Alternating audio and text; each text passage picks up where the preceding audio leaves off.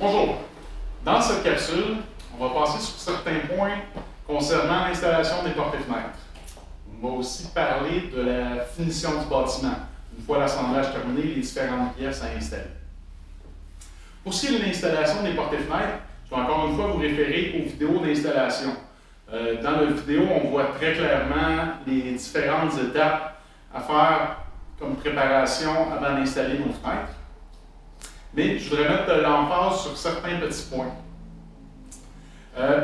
Premièrement, lorsque vous allez faire la préparation de votre structure pour recevoir la fenêtre, vous allez voir, on a des contours d'ouverture à venir installer de chaque côté.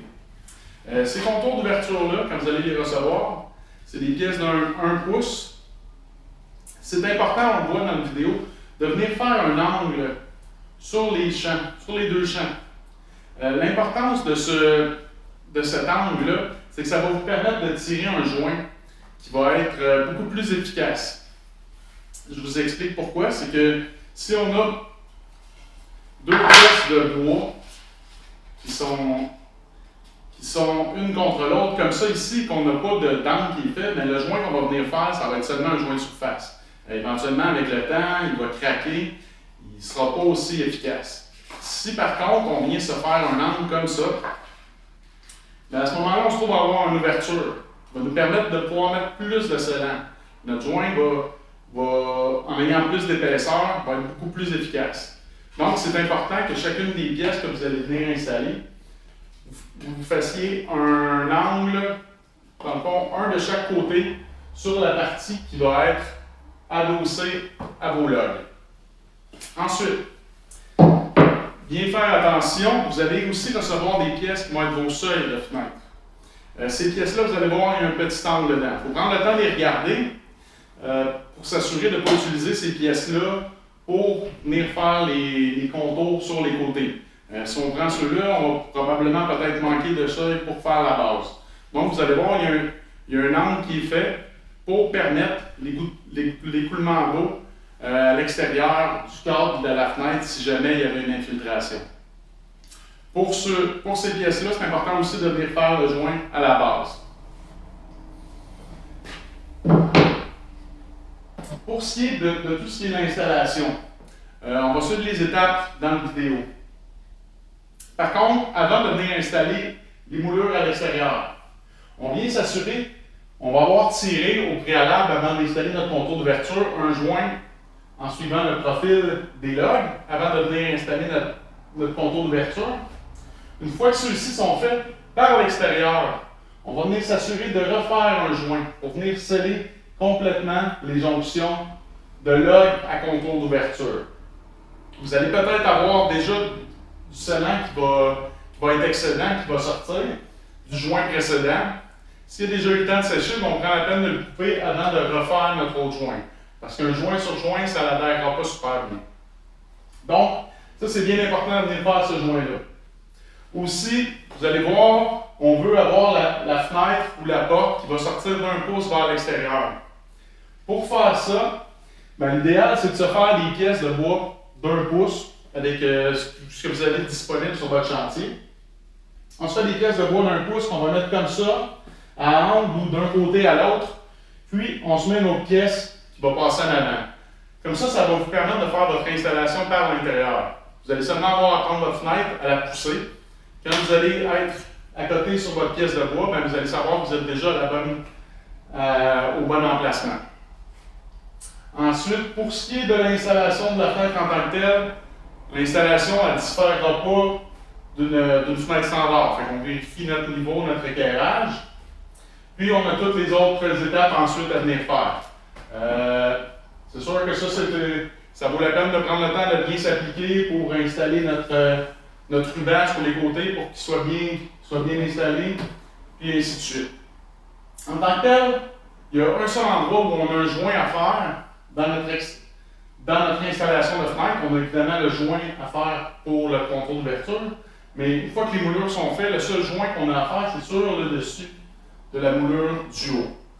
Parce qu'on ne veut pas que l'eau vienne s'infiltrer ici. On a quand même une moulure qui permettrait d'évacuer cette eau-là, mais c'est le seul endroit où l'eau pourrait venir stagner. Pour les autres moulures, ben, on garde ça ouvert pour permettre justement l'évacuation d'eau. Ensuite, pour ce qui est de la préparation de vos fenêtres, vous allez voir, c'est beaucoup de manipulation. On prend la pièce, on coupe notre membrane, on met l'après avant de mettre la membrane, on vient la coller. Ça, c'est le genre de travail que vous pouvez effectuer. Si, par exemple, il y a une journée qui mouille, évidemment, il faut que vos murs soient assemblés avant de pouvoir faire ça. Donc, on est rendu nécessairement au toit. Donc, une journée qui mouille, vous savez que vous ne pouvez pas aller sur le toit parce que ça devient glissant, tout ça.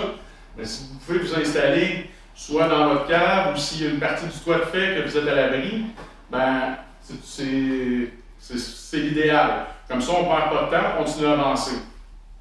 Donc, on s'installe et on prépare tous nos contours d'ouverture pour une journée qui mouille. Donc, c'est pas mal ce qui est pour les fenêtres. Après ça, ben, sinon, c'est un peu comme de l'installation standard. Ensuite, pour ce qui est de la finition du bâtiment, encore une fois, je vais vous dire d'aller voir la vidéo. On voit très bien les différentes pièces à installer. Vous allez avoir dans le fond la tôle de bas de chalet qu'il faut installer lorsqu'on a un plancher sur solage. Dans le cas d'une dalle, cette pièce-là, évidemment, on n'a pas à la mettre, on a déjà mis une tôle au départ. Vous allez avoir aussi la planche de bas de chalet qui vient se mettre sur le plancher. Puis, après ça, on a les moulures de coin. Par contre, toutes les petites étapes de finition, ça c'est quelque chose qu'on va attendre le plus possible avant de faire. Pourquoi? C'est que, une fois qu'on a terminé, dans le fond, notre assemblage de murs, de toit et de fenêtres, la chose la plus importante à faire, c'est de s'assurer de tirer nos joints partout sur le bâtiment. Pour ça, à la fin de votre guide de montage, vous allez avoir une belle page qui explique exactement partout où on doit avoir des joints sur le bâtiment.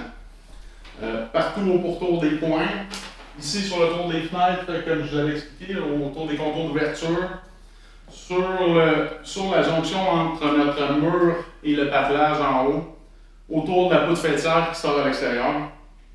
Tous les joints sont bien indiqués. Ça, c'est quelque chose qui est vraiment très important.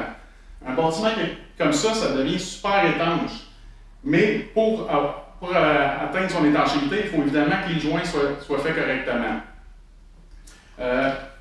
Donc, je vous dirais que c'est peut-être quelque chose comme peut-être 4 heures faire le tour du bâtiment en s'assurant de bien tirer nos joints partout. L'avantage d'un bâtiment comme ça, c'est que si éventuellement, pour une raison X, vous n'avez pas fait un joint à un endroit ou que vous ne l'avez pas fait correctement, c'est possible que l'hiver, de l'extérieur du bâtiment, vous voyez un petit frima qui se fait à un certain endroit. Mais là, à ce moment-là, vous allez voir que vous avez une perte de chaleur. Pourquoi je dis que c'est un avantage? C'est qu'après ça, c'est facile d'aller corriger l'endroit où est-ce qu'on voit qu'il y a un manque. Dans un bâtiment standard, ben, probablement qu'on ne verrait pas cette perte de chaleur-là parce qu'elle serait sous le revêtement et elle ne serait pas visible.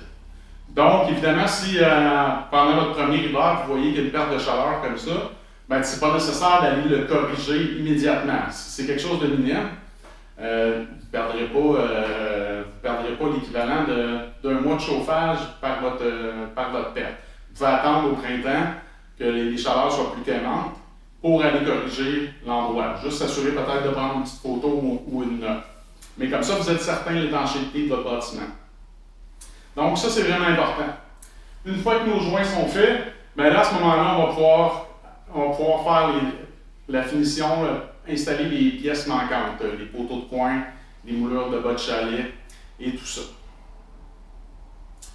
Donc, c'est pas mal ce qui conclut pour notre installation. C'est toujours important, à chaque nouvelle étape, si vous savez, exemple, aujourd'hui j'ai fait mon traçage, demain je commence mes murs, ben peut-être le soir de se prendre un 15-20 minutes, d'aller regarder soit la vidéo ou de passer à travers notre guide de montage pour avoir l'esprit frais le lendemain matin lorsqu'on est prêt à recommencer une nouvelle étape. C'est sûr que si on les regarde tous les vidéos durant une journée, ben, au moment de l'installation, on va probablement avoir oublié certains petits points. Donc, c'est toujours se rafraîchir la mémoire en utilisant le guide de montage et les vidéos à votre disposition. Et évidemment, si vous avez des questions, On est toujours disponible pour vous répondre durant votre assemblage. Voilà, c'est ce qui conclut nos vidéos. Je vous souhaite une bonne construction. Merci.